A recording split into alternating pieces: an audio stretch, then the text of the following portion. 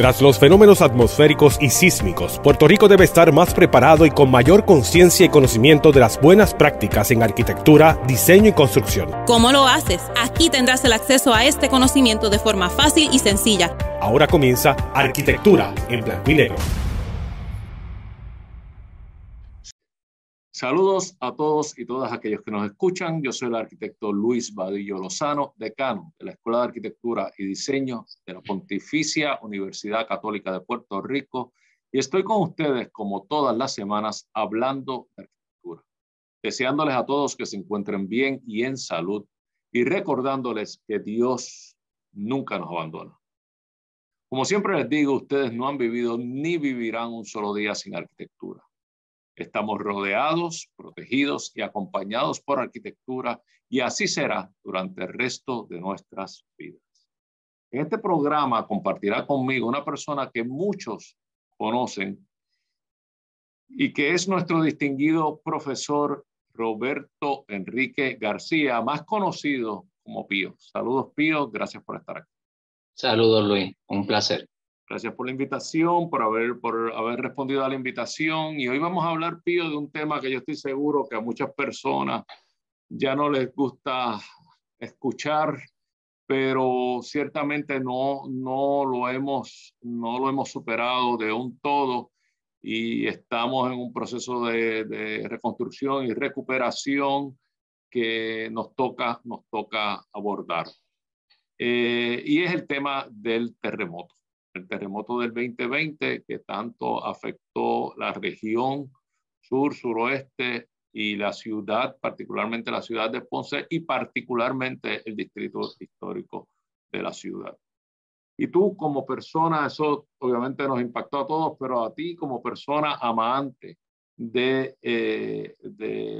dedicado a la restauración y recuperación de edificios y estructuras históricas y tan envuelto con estos esfuerzos en la ciudad de Ponce. Supongo que habrá sido particularmente sobrecogedor ese evento, ya que muchas de estas estructuras que se han visto afectadas, tú las conocías y estabas bien consciente de ellas, y verlas en el estado que llegaron a estar o en el estado que muchas de ellas todavía están, debe de haber sido para ti una experiencia dolorosa, difícil. Y quisiera, aunque no centrarnos demasiado en ese tema doloroso, porque queremos terminar con una nota alta y positiva de este programa, o sea que les pido a todos los que nos están escuchando y viendo que no se retiren, que venimos con buenas noticias, pero quisiera comenzar con esa primera experiencia de una persona conocedora de las fortalezas, pero de las debilidades y las carencias también de algunas de estas estructuras. Cuando tú sentiste el terremoto como residente de Ponce, ¿qué te pasó por la mente? Y luego cuando vistes los efectos y el impacto, ¿cuál fue tus primeras reacciones? Compártenos a nosotros sobre esos primeros momentos. Sí, nada, los primeros momentos obviamente es de asombro, porque nadie está esperando un impacto como este, por más que te lo puedan mencionar. Tú lo escuchas de otras regiones, lamentan las cosas, pero nunca es vivirlo. Vivirlo es otra cosa. Así que el impacto primero, segundo, pensar en la seguridad.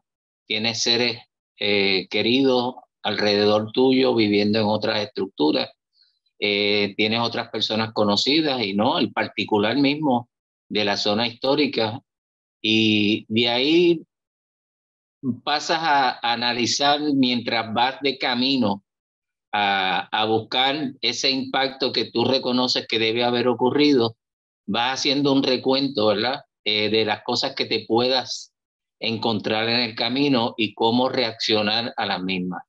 Siempre se reacciona, Luis, buscando la seguridad pública, el ser humano.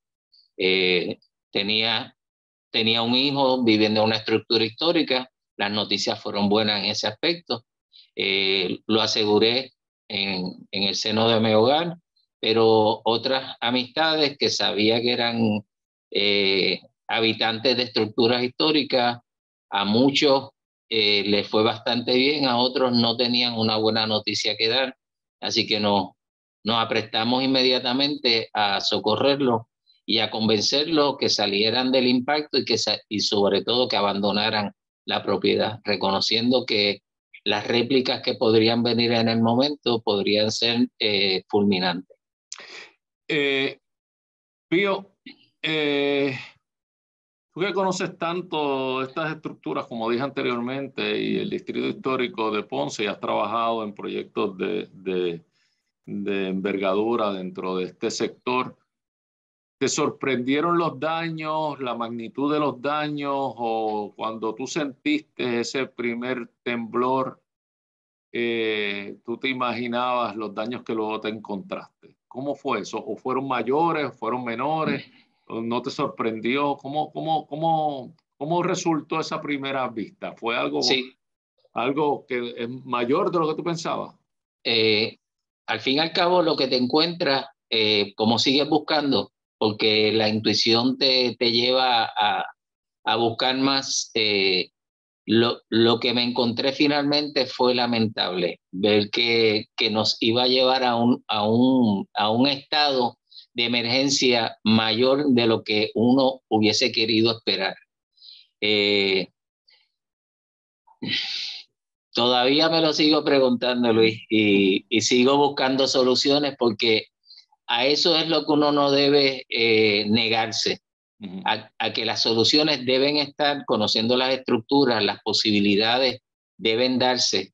Y gracias a que tenemos esta escuela de arquitectura, que la nombramos en un momento dado, y ciertamente lo es, como laboratorio de ciudad, nos da la oportunidad a continuamente estar en ese contacto con que antes únicamente, esporádicamente entrabas a analizar y a trabajar con alguna estructura. Ahora la tenemos viva todo el tiempo, y obviamente la actitud que uno le pone en la búsqueda de las soluciones presentes y futuras a todas estas cosas te da la oportunidad a ampliar un poco más el marco de las posibilidades de lo que tú puedas hacer por estas estructuras. Pero el impacto es el impacto. Sí, el impacto es el impacto, como tú bien dices, y no podemos olvidarnos que fue sumado al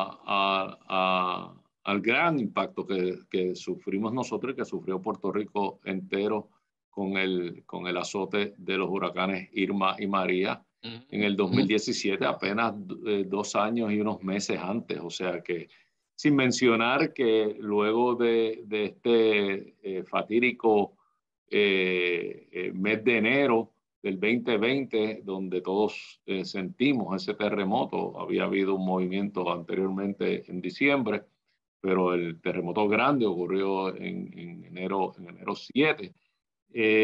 Luego le siguieron, hubo una secuela de como 3 o 4 meses de réplicas, algunas de ellas de bastante magnitud, que continuaron afectando, impactando aquellas estructuras que ya habían estado debilitadas. Pero aprovecho para mencionar y agradecerte a ti, agradecer a todos los que se envolvieron en esa iniciativa, que ustedes de inmediato se dieron a la tarea de estabilizar y apuntalar aquellas estructuras que más se habían afectado. Háblanos un poco de esto, de ese proceso, y de cómo fue tan rápido que pudieron ustedes organizarse, porque es algo que la ciudad entera les debe estar agradecido. Pero compártenos un poco de eso. La primera experiencia que tuvimos fue con la Casa de la Masacre. Obviamente esa fue de las primeras que vimos con una afectación seria y una posibilidad de desplome que inevitablemente iba a poder ocurrir. Así que nos dimos a la tarea primero de llamar al dueño, que era el Instituto de Cultura, donde el arquitecto Pablo Ojeda, que en aquel entonces era director de la Oficina de Patrimonio, no dudó en personificarse acá en Ponce, y establecimos un plan de mitigación inmediato. Llamamos a personas que sabíamos que tenían compromiso con la ciudad, que siempre han tenido, y que podían tener material suficiente para podernos ayudar, y establecimos unos talleres de apuntalamiento para poder defender la primera fase de lo que podía ser la edificación entera, para evitarle un colapso masivo. A eso siguieron otras réplicas de mayor magnitud que no permitieron que corriera mejor suerte, pero no hacia el área donde estaba apuntalada, sino hacia el área interior. Sí, porque vimos que ustedes lograron estabilizarlo, apuntalarlo rápidamente, pero luego particularmente hubo una réplica que fue superior a los 5 grados en la escala Richter, que la volvió a desplomar. Hablando de Pablo Ojeda, yo recuerdo una conversación con Pablo que él me enseñó una foto de esa misma estructura después del terremoto del 18. Y había tenido una afectación similar, se le había desprendido el balcón, sin embargo se reparó, se llevó para atrás, pero volvió a fallar. Obviamente esa reparación no tenía la calidad de la estructura original, o sea que salió del terremoto. Es algo bien importante lo que tú mencionas, el tipo de calidad o de rigurosidad en seguir los parámetros de construcción de la metodología que estamos tocando, ¿verdad? Eso pasa en todas las épocas. Si tú no sigues las metodologías correctas y inspeccionas y eres riguroso con el control de calidad en la metodología que estás practicando, puedes tener consecuencias nefastas. Pues eso precisamente se traduce a lo que mayormente le ocurrió a las diferentes estructuras, donde esa rigurosidad falló o no se continuó, o por la razón que fuera económica y demás, no se completó de la manera en que se esperaba. La fuerza aprovechó la debilidad y actuó de manera pues ya nefasta contra ella, y fallaron en esos puntos. Sí, pero igualmente lo que tú mencionas es interesantísimo, porque nos deja ver que todas las épocas son similares. Creemos que las ampliaciones de menor calidad o las conclusiones o los arreglos de menor calidad que ocurre hoy en día en residencias o en edificios no ocurría antes, y no siempre ha ocurrido. El ser humano siempre ha modificado las estructuras, y quizás en ese ejercicio de modificación no hubo la rigurosidad ni la calidad, ni hubo todo el personal diestro que hubo en la construcción original. Y en el caso del Museo de la Masacre o la Casa de la Masacre, se ve cómo falló por donde mismo se reparó en el 18, sí. Y ahí se ve que obviamente quizás no es que no hubo rigurosidad, quizás es que no había la posibilidad de hacerlo mejor al momento. Ya era una reparación y por ahí mismo eso es así. O sea que cuando tú lo mencionas, quiere decir que esto ocurrió, tú lo viste ocurrir no solamente en el Museo de la Masacre, sino que en muchas otras estructuras viste que fallaron cuando cambió la calidad o cambiaron los componentes del equipo que fabricó la estructura original. ¿Eso es lo que me estás diciendo?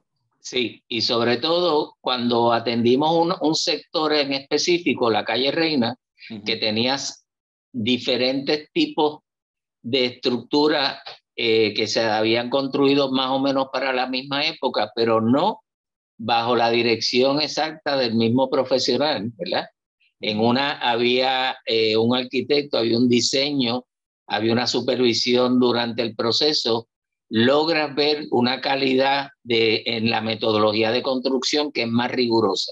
En las otras ves un buen diseño en términos estéticos, pero cuando lo analizas no tienes la calidad constructiva correcta ni la rigurosidad de la metodología, y ves el fallo en esa parte. Empates de materiales que no debieron ocurrir de esa manera, que era un ejercicio simplemente de empezar a experimentar, pero no era prudente de la manera en que se hizo, pues el fallo fue mayor.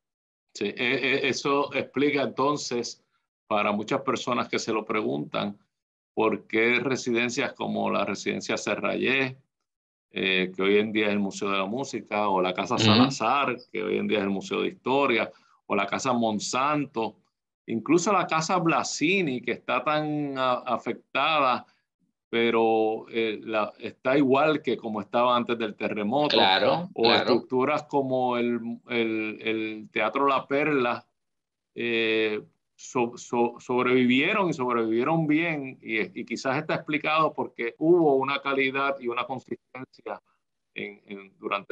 durante su diseño y luego durante su Claro, claro. Y bueno, uno tiene que medir que todas las personas no tenían las mismas capacidades económicas e intelectuales, y pues surgen ese tipo de cosas, pero surgen en todas las épocas, Luis, porque ahora mismo una remodelación de un segundo nivel en una casa típica de urbanización, tú no traes estructuras típicamente desde el suelo, la empatas arriba, pero ¿cómo tú empatas la varilla realmente? Exacto. La estás depositando. Exacto. Entonces son dos cuerpos que se mueven diferentes. Exacto. Entonces yo te agradezco tanto ese comentario, porque es una llamada para despertar a todas aquellas personas que quizás nos están escuchando y que están considerando hacer ampliaciones, modificaciones a sus residencias, a sus edificios, de que se den cuenta de que esas ampliaciones, esas modificaciones tienen que tener primero coherencia con la estructura original, y luego deben de guardar los estándares de calidad tanto en su diseño como en su construcción, para que en un futuro no les pase a estas estructuras quizás contemporáneas lo que a las estructuras antiguas les sucedió. Ciertamente, ciertamente. Sí. Oye, cuéntanos un poco de ese inventario, que les agradezco a la unidad de preservación histórica de nuestra escuela, que está coordinada por la arquitecta Magda Bardina. Hicieron un inventario de todas aquellas estructuras dentro del distrito histórico que se vieron afectados, incluso calificaron esa afectación en distintos grados y llegaron como a 130 y pico residencias privadas y como 10 edificios públicos. Cuéntanos un poco de ese esfuerzo. Pues mira, ese esfuerzo obviamente fue comandado aquí en la escuela, y obviamente tú tienes que ver mucho en ello. Primero que crees en la preservación igual que nosotros, entiendes dónde estamos localizados y a quién nos debemos en términos de responsabilidad, pero sobre todo que tenemos que preparar nuevos profesionales que salgan preparados y suficientemente sensibles para analizar y evaluar este tipo de estructuras, y le dimos la mejor oportunidad posible, no tan solo al estudiante, sino a la comunidad como tal. Porque en ocasiones la impresión que se le da en general a la ciudadanía es que se rompió una estructura, que vaya al suelo, se eliminó y todo. Aquí hay mucha más responsabilidad envuelta en todo esto. Yo siempre traduzco esto a un cuerpo humano, y tú no vas, si tú eres médico y lo vas a analizar en una oficina porque tenga 85 años y vino con un catarro fuerte, tú no le vas a decir, pues mira, aquí acabó lo tuyo. No, tú tienes que tratarlo, ver las condiciones, ver qué posibilidades tiene, dónde están sus debilidades y cómo se convierten en un esfuerzo mayor para que haya fortaleza en estos cuerpos y sigan. Y eso pretendimos nosotros hacer con todo el inventario que logramos en la ciudad. Sí, valiosísimo, y aprovecho para decir que, como lo hemos dicho tantas veces, ustedes como yo, está a disposición de todo el que lo quiera ver. Lo hemos hecho disponible al municipio, porque no tiene valor ninguno si nos lo quedamos aquí. O sea que lo hemos hecho disponible, y es muy valioso, porque no solamente identifica las estructuras afectadas, sino que ustedes fueron un paso más allá. Y es que ustedes dijeron cuál es el grado de afectación. Exacto. De manera de que pudieron identificar aquellos que sean definitivamente pérdidas totales, pero están diciéndole, no todos son pérdidas totales. O sea, no es cuestión de ponernos a tumbar la ciudad completa. Hay alternativas. Exacto. Y sobre esas alternativas, Pío, vamos a hablar ahora en la segunda mitad, porque sé que te has envuelto en una experiencia que es interesantísima, y sé que todos aquellos que nos están escuchando y nos están viendo les va a gustar muchísimo ver que hay una esperanza con lo que es las estructuras afectadas en nuestro distrito histórico. Nos vemos entonces en la segunda mitad. Bien, ¿Cómo no? no me dejes solo en la segunda mitad, cuento contigo. No. Y no me dejen solo ustedes tampoco, acompáñennos en unos minutos en la segunda mitad del programa Arquitectura en Blanco. Gracias. Ahora comienza Arquitectura en Blanco y Negro. Amigos, aquí de regreso, yo soy el arquitecto Luis Vadillo Lozano, decano de la Escuela de Arquitectura y Diseño de la Pontificia Universidad Católica de Puerto Rico, y esto es Arquitectura en Blanco y Negro. Les invitamos a que nos busquen en YouTube bajo el mismo nombre, Arquitectura en Blanco y Negro, donde todos los jueves encontrarán nuevo contenido. En este programa compartiremos con ustedes conocimientos de esta bella profesión, aquellos que les sirvan para evaluar, observar, saber exigir y saber apreciar la buena arquitectura. Nuevamente, como les deseé en un comienzo, espero que se encuentren bien y en salud, y recuerden, Dios nunca nos abandona. En esta segunda mitad continuará con nosotros, y le agradezco que no me haya dejado solo, nuestro distinguido profesor Roberto Enrique García, más conocido como Pío. Pío, gracias por estar aquí, gracias por no dejarme solo. Gracias. Siempre es un placer. Pío, hemos estado hablando durante la primera mitad y se nos fue la primera mitad hablando obviamente de las experiencias dolorosas y difíciles de aquellos primeros días y aquellos primeros momentos después del terremoto. Pero yo creo que debemos de dejarlo atrás ya. Debemos de empezar a hablar de las posibilidades, de la reconstrucción y del futuro. Y sé que tú estás envuelto en unos esfuerzos muy interesantes que dan algo de esperanza a aquellas personas que son dueños o vecinos de estructuras que han sido afectadas y que las ven como sin ninguna oportunidad de ser reconstruidas. Y tú estás envuelto en un proyecto interesantísimo donde estás aplicando unas tecnologías muy, muy, muy complejas quizás para algunos, pero que tú las estás aplicando con relativa soltura y familiaridad.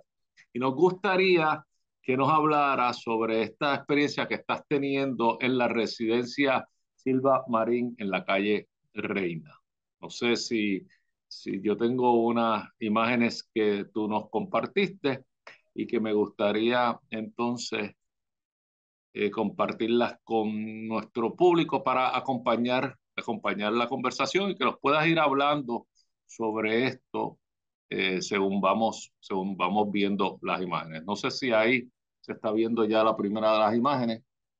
Sí, la tienes como el título, ¿verdad? De estabilización de residencia. Es correcto. Entonces, háblanos un poco de esta residencia. Bueno, esta residencia es una de un conjunto gemelo que tenemos en la calle Reina. Aquí la vemos con el camión al frente, ¿verdad? Y fue una de las que se afectó. Se afectó la primera, la anterior y esa. Con la suerte de que esta del señor Silva se afectó de una manera menos crítica. Pero aún así se afectó porque el movimiento logró desmantelar, ¿verdad? La integridad de las paredes en ladrillo. Por muchas razones, primero por el movimiento y segundo porque la integridad del ladrillo, obviamente como son partículas independientes unidas por un mortero, pues al moverse la misma y no tener estructura de acero integrada, pues se desarticulan. La idea era de cómo podíamos primero regresar la pared al estado donde se logró desplazarse y luego empezar a diseñar un concepto que nos ayudara a reforzar aquellos daños que había ocurrido. Tenemos que mencionar bien claramente que en el análisis que hicimos nos encontramos con afectaciones de dos tipos. Una, la del movimiento sísmico, que no le vamos a restar valor por la intensidad y la fortaleza que tiene. Pero hay otra que silenciosamente o de manera por ignorancia le causamos a estas estructuras, que es el daño humano, queriendo actualizar las estructuras o poniéndole usos que no tenían o para lo que no estaba contemplado, y son las que empezamos a ver, ¿verdad? ¿Cómo háblame un poco de lo que estamos viendo aquí, que veo que tú tomaste foto. Buscando formas de hacer un listado o de dónde más se veía la expresión de estas afectaciones. Fuimos al techo y vimos que mecanismos que fueron instalados no midieron la manera de instalación y hicieron excavación y rompieron pared para instalar servicios eléctricos y servicios de aire acondicionado, fragmentando y poniendo en peligro la integridad de estos muros. Porque una vez tú rompas el ladrillo no tienes cómo darle la integridad que le quitaste. Claro, así que cuando vino el movimiento aprovechó todas aquellas áreas que se quedaron más vulnerables por la afectación que le hicimos y afectaron de manera directa. Entonces, cuéntame lo que cómo ustedes se acercaron a este problema y en qué consiste esta obra de apuntalamiento provisional. ¿Por qué hay un apuntalamiento provisional? Vamos a empezar. Bueno, el apuntalamiento provisional es eminente porque, por lo que hablamos anteriormente de la estructura, como ejemplo, de la estructura de la Casa de la Masacre. Tienes que aguantarla de alguna manera, porque no puedes determinar cuándo regresa cualquier movimiento, que hasta los otros días seguimos teniendo, ¿ves? Aquí está el apuntalamiento interior y podemos ver la fragmentación en los muros que sufrieron. O sea, hay un elemento para entender y para que el público nuestro, que no necesariamente está adiestrado en arquitectura y o en ingeniería estructural, el primer paso es estabilizar la estructura. Estabilizar la estructura y darle, darle cualquier tipo de seguridad adicional que nos garantice el poder seguir trabajando con ella y que no se nos siga deteriorando. Claro, y darle seguridad también a los trabajadores que van a estar envueltos en la obra de estabilización final. Siempre se piensa por encima de todo la seguridad humana. ¿Qué estamos viendo aquí? Aquí tenemos en la foto de mano izquierda el interior de la nave principal, lo que es la sala, cómo se tuvo que estabilizar con angulares, cogiendo las paredes para evitar que se sigan moviendo y desplomando las mismas, en lo que se puede trabajar con ellos. El instrumento que estamos poniendo de detalle, que lo vemos al terminar de las partes angulares, es un elemento que nos permite ajustar el apuntalamiento para ir llevando las paredes a su estado natural, porque muchas de ellas se desplazaron y empezaron a querer colapsar. Así que las llevamos. Habían perdido su posición, o sea que podían colapsar. O sea que lo primero, a ver si entiendo, lo primero que haces es o empujándolas o agarrándolas de manera de que no continúen, no solamente no continúen deformándose, sino llevarlas a lo que es su centro de gravedad, ¿verdad? Exacto, a donde era su origen con todo. Después la reparación vendrá de la manera en que tenga que venir. Pero cogimos este ejercicio del apuntalamiento para empezar a trabajar en la teoría de cómo íbamos entonces a darle estabilidad más permanente a la estructura, porque no podíamos vivir con estos elementos dentro de la casa. Claro. Así que teníamos que devolverle el espacio, pero de una manera segura. Aquí vemos las afectaciones en muros exteriores, muros interiores, y en la última foto nos muestra la dificultad en la cual tuvimos que trabajar porque no teníamos espacio para estos apuntalamientos. Así que se empezó pensando en unos contrafuertes en las partes laterales exteriores para que nos diera la estabilidad del volumen entero de la propiedad. Y luego trabajar en los interiores con algún tipo de de estructura que nos garantizara el poder contener, y fíjense bien la palabra, contener, es limitar el movimiento en exceso en estas estructuras. Estas estructuras se mueven porque son partículas independientes. No se deben restringir en su totalidad, pero esa restricción le tiene que dar cierto movimiento para que ellas puedan moverse sin quebrarse. Claro, tienen que tener una y latitud, mantenerse. La gente se cree que los edificios, las estructuras tienen que ser completamente rígidos y estáticos, y no es así. Están diseñados con unos grados de tolerancia para permitir unos movimientos sin que los daños sean permanentes. De Eso hecho, es así. Si los restringiéramos demasiado, entonces los daños podrían ser mayores. Se quiebran. ¿Y aquí qué empezamos a ver?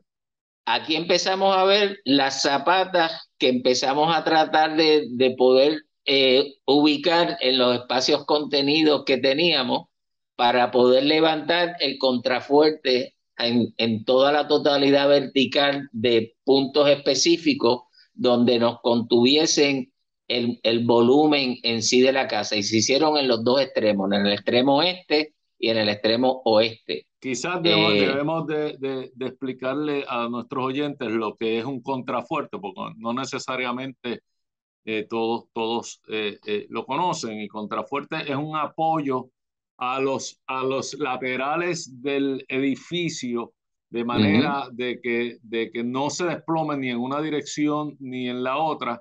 Y muchos de ustedes lo habrán visto en estructuras que son bastante altas, como son las iglesias, las grandes catedrales que ustedes ven, las antiguas obviamente, que ven estas piezas de mucho volumen por fuera en los laterales, y lo que produce es precisamente una estabilidad de esas paredes, y permite que se suban las paredes a las alturas que en esas estructuras tan majestuosas llegan a tener. En este caso, pues claro, tú estás aplicando esa tecnología para darle estabilidad a esas paredes que se vieron afectadas, ¿correcto? Sí, algo importante es mencionar que este contrafuerte, aunque es de otro material ajeno a lo origen que tiene como material la estructura que estamos trabajando, que es mampostería, no está agarrado a la mampostería, simplemente está fundido como un freno para contener ese movimiento. Claro, para ayudarlo en sus cargas laterales, para darle estabilidad en sus cargas laterales. Quiere decir que cuando venga un movimiento lateral, que son los terremotos, están estos elementos que le van a dar un grado de estabilidad mayor.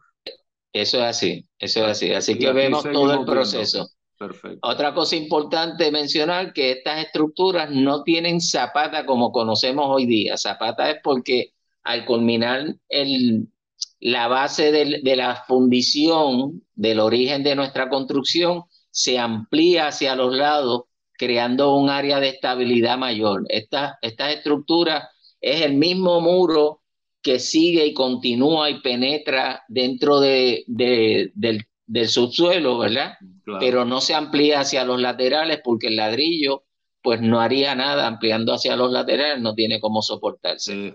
Así que es el ancho del muro culminando en el interior del terreno. Sí.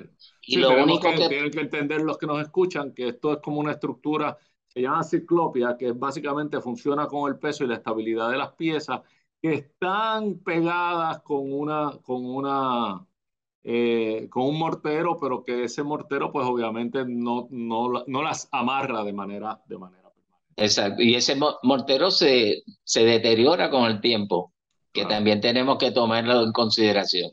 Esto es parte de preparar la pared para recibir ese contrafuerte, y en la manera en que fuimos fundiendo su zapata y el contrafuerte de manera lateral a la estructura. O sea que tú limpias la terminación de la pared de manera de que pueda haber una adhesión mejor entre el cemento, entre el concreto que estás vaciando en el contrafuerte, claro, y la pared existente. Eso es así, eso es así. Aquí vemos obviamente la cajuela, la cajuela. el molde del contrafuerte y la manera en que tuvimos que irlo virtiendo cubo a cubo porque no teníamos cómo trepar mucho más andamio. Siempre hay sus dificultades y tenemos que trabajar con ellas. O sea, no es una tarea fácil, es totalmente artesanal. Increíble, increíble, increíble labor. Sí, aquí lo veo, o sea que van a quedar por fuera. Exacto.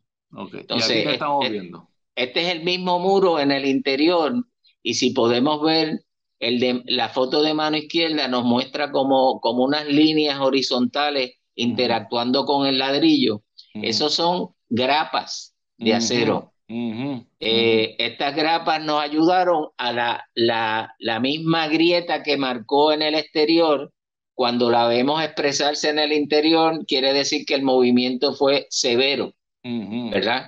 Y ujú, para poder estabilizar todo ese grupo de ladrillos que estamos teniendo, que posiblemente tiene un ancho total de 18 a 20 pulgadas, le queremos dar un refuerzo, una ayuda adicional, porque este muro no tiene estructura interior de acero. ujú. Así que para que esa grieta no se siga expresando, pues hacemos un corte en la junta del ladrillo, no en el ladrillo, en la junta del ladrillo, que es donde no afectamos más al ladrillo, y logramos penetrar una grapa de acero, y es una grapa, es como Claro, una varilla lateralmente para que eso para que eso no no siga siga abriendo, moviéndose. seguro. Y se aplica con un epóxico, ¿verdad?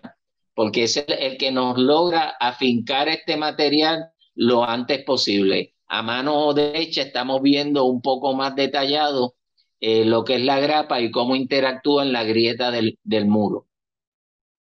Luego de que se aplica, pues se puede recubrir entonces con un mortero mucho más potente en esa zona para darle integridad nuevamente al muro. Yo veo que aquí Eh, ya desaparecieron aquellas piezas que tenías para estabilizar las paredes, porque ya presumo que están funcionando los contrafuertes que se construyeron. O bueno, sea, fuimos desapareciéndola independientemente como fuimos trabajando en sus naves. ujú, Primero nos dimos la confianza de crear los contrafuertes en el exterior porque era el mayor apoyo que le podíamos dar a la ujú, estructura. ujú. Luego fuimos entrando hacia el interior y trabajando con cada uno de ellos. Se tuvo que eliminar, remover el plafón para saber la acción que ocurrió en la estructura en la parte superior y que no nos encontráramos con más afectaciones. Esta es la acción de ir removiendo las cornisas interiores para luego remover el plafón y saber qué nos vamos a encontrar sobre este plafón. Porque ya esta parte es otro tipo de estructura. Mira, mientras íbamos removiendo las tablas de las cornisas, nos encontrábamos con los ladrillos que se habían desplazado y se habían creado unas aperturas completas. Así que todo eso es parte de la reconstrucción que vamos haciendo poco a poco a estos muros. Qué interesante. Aquí ya vemos una mirada general, podemos apreciar una de las grietas mayores que estamos viendo. Nos encontramos como que las paredes interiores eran tabiques de un solo ladrillo, entonces no nos permitía hacer reparaciones como habíamos podido hacerlo en los muros gruesos, que eran los estructurales, los que daban Ujú. hacia el exterior. Volvemos a ver la marca del daño humano que hacemos por querer poner una instalación eléctrica para los aires acondicionados. Rompieron el ladrillo, cortaron, era un solo ladrillo, así que prácticamente lo inhabilitaron de su fortaleza. Y ahí Increíble. creó una de las grietas más potentes. Claro, esas son Esta, las intervenciones que tú mencionabas también al principio, de que no están ahí hechos con el seguimos mismo viendo, nivel de rigurosidad. O sea, aquí seguimos viendo las exacto. afecciones. Exacto. Y media la ignorancia dentro de todo esto, ¿verdad? De no reconocer, muchas veces tocan la pared, es sólida, pues de cemento. No, no Ujú. lo es. No lo es. Nos encontramos con todo este tipo, mira la condición, está documentada completo. Y no, nos encontramos con que era muy poco denso, porque solamente tiene un carácter de ladrillo. Aquí nos encontramos al remover el plafón con que no empecé a todas estas intervenciones nefastas que había tenido la casa. En el muro que da hacia el exterior le faltaba la mitad de la cercha, que es la que soporta al techo de zinc arriba, lo cual pues te sigue dando más la razón de que cuando vino el movimiento, ese elemento estructural del techo no tenía cómo darle apoyo suficiente a esa pared, así que tuvimos que interactuar sobre él y reparar y reconstruirle la parte de la cercha que le faltaba. Aquí vemos la pared que se debilitó, que te hablamos, por la parte eléctrica, cómo tuvimos que desmontarla porque ya lo que quedaba cuando la tocamos se nos vino abajo encima. Wow. Así que tuvimos que determinar que la íbamos a eliminar esa parte. Ya el dueño decidió que no iba a conectar más los cuartos por esa zona, entonces lo reforzamos con una estructura de acero en el interior de la misma. Aquí damos la idea de todos los materiales que hemos estado sacando deteriorado, carcomido por el comején y demás, que es la otra parte que nos da la oportunidad de analizar, ¿verdad? Todo el desecho de ese material. Ellos al principio, pues, por economía no querían llegar a esa decisión, pero obviamente fuimos ajustando.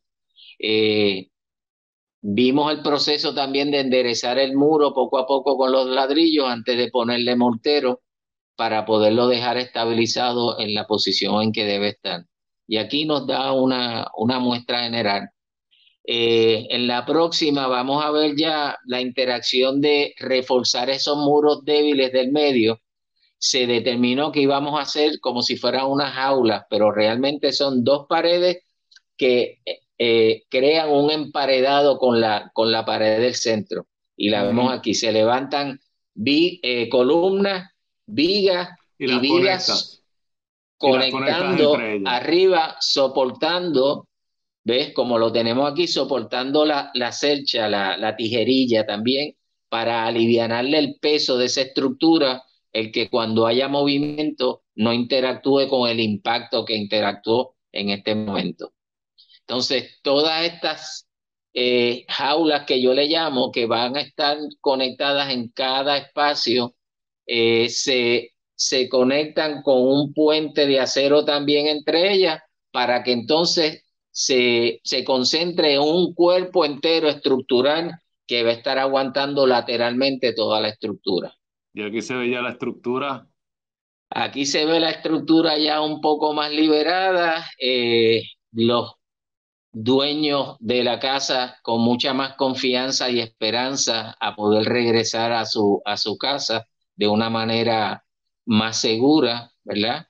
Estos trabajos no se pueden llevar a cabo sin un compromiso también de las agencias que monitorean la existencia de nuestro patrimonio, de que entiendan que ya no podemos seguir subsistiendo una vez sufrimos una condición como la que nos condicionó hasta el momento la seguridad.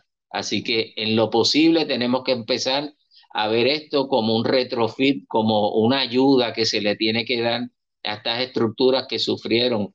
Y puede ser en diferentes facetas y en diferentes casos. Hay estructuras que tú puedes... La verdad es que el trabajo que nos has compartido es interesantísimo. Yo creo que da esperanza a todas aquellas personas que son propietarios o que están considerando comprar alguna de estas estructuras afectadas, y dejarles saber que hay posibilidades, y dejarles saber también a las autoridades que hay opciones para el rescate de estas estructuras históricas que son tan importantes para el tejido urbano de la ciudad de Ponce. Pío, el tiempo se nos ha acabado, como siempre nos traiciona. Yo quiero agradecerte todos estos esfuerzos que tú has hecho y que nos hayas compartido esta experiencia. Ciertamente la ciudad tiene que estar muy agradecido en términos de este empeño tuyo, casi quijotesco, de preservar lo que es nuestro patrimonio construido. Sin más, Muchas gracias nuevamente y gracias a todos aquellos que nos han acompañado durante esta hora. Esto es Arquitectura en Blanco y Negro y estaremos con ustedes la próxima semana con un nuevo tema. Gracias y hasta la próxima semana. Gracias a ti, Luis. Gracias a ti.